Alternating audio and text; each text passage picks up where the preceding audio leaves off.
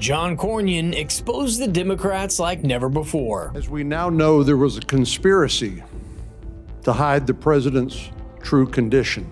During a Senate hearing, Cornyn played a clip proving how Biden's mental acuity was declining, then followed it with a blunt assessment that feels more accurate with each passing day. This was a constitutional crisis, bigger than President Biden. And today, we're covering it all. By the way, we just launched this channel, and we'll focus solely on debates. So, if you believe that truth isn't partisan, hit that subscribe button, and let's jump right into it. Last June, the American public saw with their own eyes what many knew to be true, but would not dare to admit publicly. Our sitting commander-in-chief was suffering from severe cognitive decline, as evident by this video, which I will now show. For what I've been able to do with the COVID, with dealing with everything we have to do with, look, if we finally beat Medicare, wants to get rid of the ability of Medicare for us to be able to negotiate. We now know there was a conspiracy to hide the president's true condition by his family, by his staff, by the media, and many elected officials. It's interesting how that debate became the moment everything cracked. Once it happened, Pandora's box opened, and Biden's team, along with the media, couldn't keep pretending anymore. For instance, just a day after the debate, ABC put out an article titled "Biden's Biggest Weakness: His Age on Full Display." A few days after that, Axios published a piece highlighting how the editorial boards of the Boston Globe joined editors from the New York Times, the Atlanta Journal-Constitution, The New Yorker, and other cable news commentators in pressing the president to step aside and pave a path to the top of the ticket for another candidate. So what really changed? Clearly, it's not just the facts, as anyone could see Joe's decline. It was all about the risk, since that performance made it impossible to keep the narrative. And suddenly, protecting the party's grip on power mattered more than maintaining the illusion. Jake Tapper and Alex Thompson, who co-authored a book entitled Original Sin, that book amounted to a mea culpa by the mainstream media, but they summed up the problem when they wrote this. Quote, "What the world saw at Joe Biden's one and only 2024 debate was not an anomaly. It was not a cold. It was not someone who was under or over prepared. It was not someone who was just a little tired. It was the natural result of an 81-year-old man whose capabilities had been diminishing for years.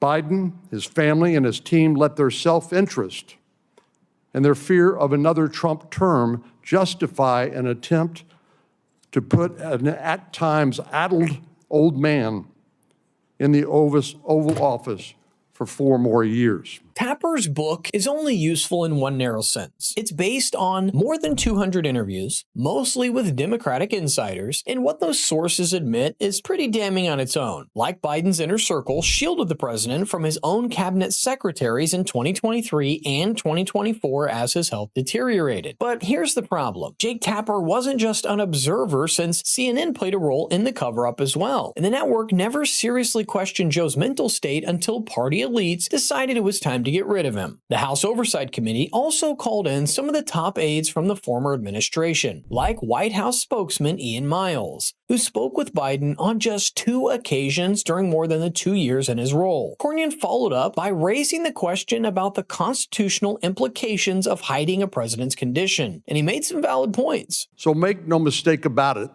this was a constitutional crisis, bigger than President Biden, bigger than any single election, and one that cannot be absolved by the collective apology of the press and an election where the president's party lost.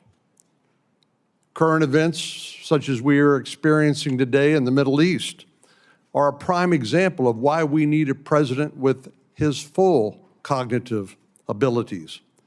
making important decisions involving war and peace.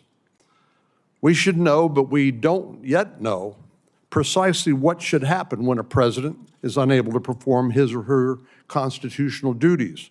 And that's the purpose of today's hearing. There are many unanswered questions from this scandal, questions that the authors of Original Sin failed to address in their book, questions that are foundational to the proper functioning of our government. Exactly. To this day, it's still unclear who was actually running the country during the final 2 years of Biden's presidency. According to the House Oversight Committee's report on the issue, his inner circle, including top advisors and his physician, undertook coordinated efforts to mislead the public regarding his cognitive state. Adding, key advisors, including senior strategist Mike Donnellan, stood to gain financially and politically from maintaining President Biden's candidacy and suppressing evidence of his decline. But it gets even more absurd, as the report also claims senior staff exercised presidential authority or facilitated executive actions without direct authorization from President Biden himself, including through misuse of the auto pen. This is just the tip of the iceberg, as many of the witnesses invoked the Fifth and refused to answer basic questions. We simply cannot ignore what transpired because President Biden is no longer in office.